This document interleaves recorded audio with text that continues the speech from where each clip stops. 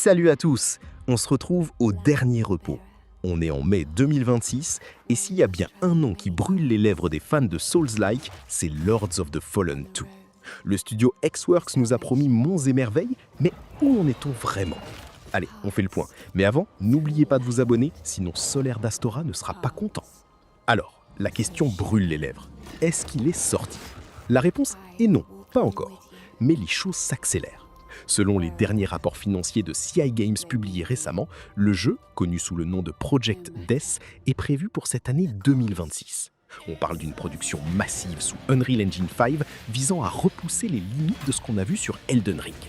Côté scénario, on reste dans la dark fantasy pure. Le jeu devrait explorer les conséquences de la défaite ou du retour d'Adir. La grande nouveauté, un système de voyage entre les mondes encore plus fluide. Fini les micro-chargements, où on nous promet une transition instantanée entre le monde des vivants et celui des morts, avec un impact direct sur les énigmes et les combats. Hexworks veut corriger les défauts du premier. Au programme, un gameplay plus nerveux, une personnalisation personnage poussée à l'extrême et surtout un mode coopératif retravaillé. On parle d'un système seamless, sans interruption, beaucoup plus stable pour parcourir toute l'aventure à deux sans jamais être déconnecté après un boss. Plus beau, plus grand, plus technique, Lords of the Fallen 2 a la lourde tâche de s'imposer face à une concurrence féroce en 2026. On attend une date précise lors des conférences de cet été. Restez aux aguets. Alors, vous y croyez à cette suite?